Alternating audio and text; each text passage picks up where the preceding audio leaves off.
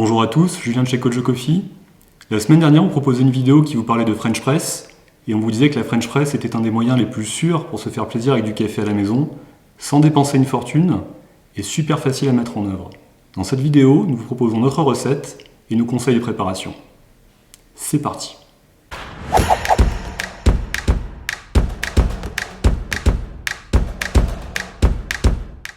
On le dit et on le répète souvent, la mise en œuvre de la French Press est super facile, mais ce n'est pas une raison pour ignorer les fondamentaux. Et il y en a 4 fondamentaux.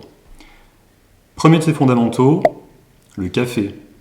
Il y a une idée reçue selon laquelle la French Press, ça se prépare avec des cafés fortement torréfiés, assez foncés donc, un peu le type de café qu'on prendrait pour faire de l'expresso.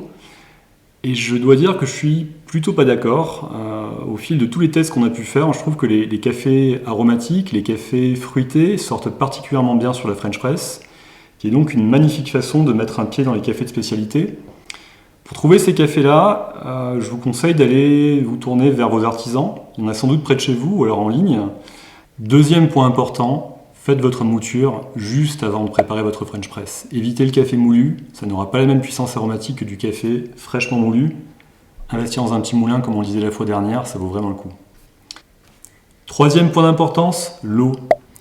À la fin, l'eau, c'est 98% de votre tasse. Et c'est elle qui est censée être le solvant de votre boisson, qui est censée venir arracher au café ses composés aromatiques. Et il faut pour cela qu'elle ne soit pas trop dure. L'idéal, c'est que vous la filtriez chez vous. Si vous employez l'eau du robinet, que vous ayez une carafe filtrante, vous filtrez votre eau, vous utilisez votre eau comme ça. Ça évitera qu'elle soit trop dure ou qu'elle ait un goût de chlore. Autre option, si vous n'avez pas de carafe filtrante, vous pouvez acheter de l'eau en grande surface. Et la plus adaptée pour une infusion comme la French Press, ce sera la Volvic, qui est hyper facile à trouver.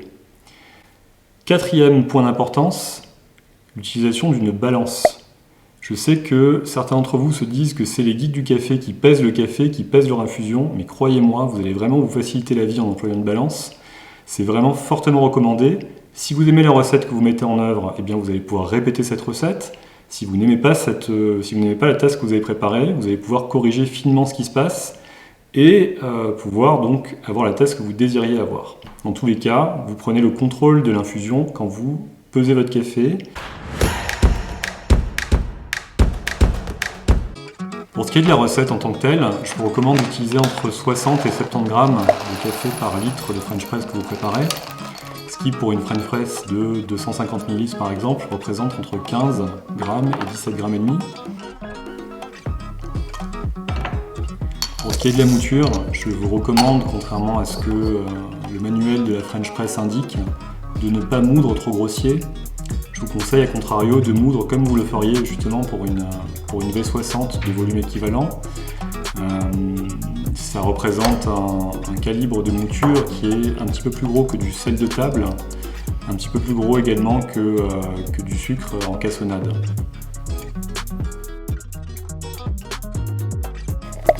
La French, on l'aime aussi parce que c'est simple.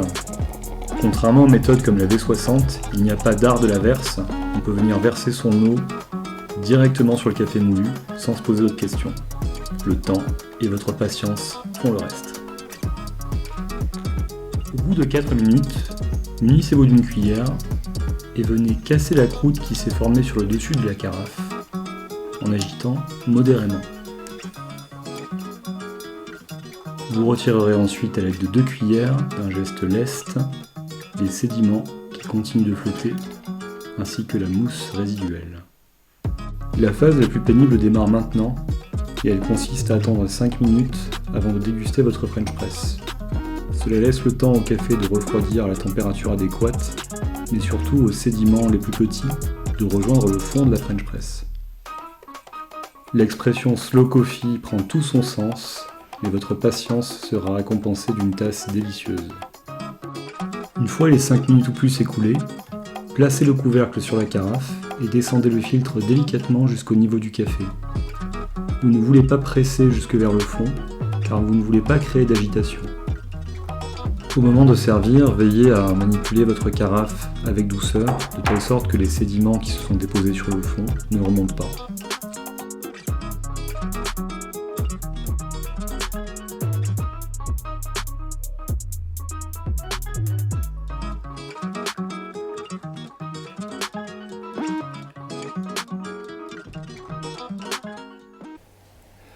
Bon, après tout ce travail et cette patience surtout, c'est l'heure de goûter.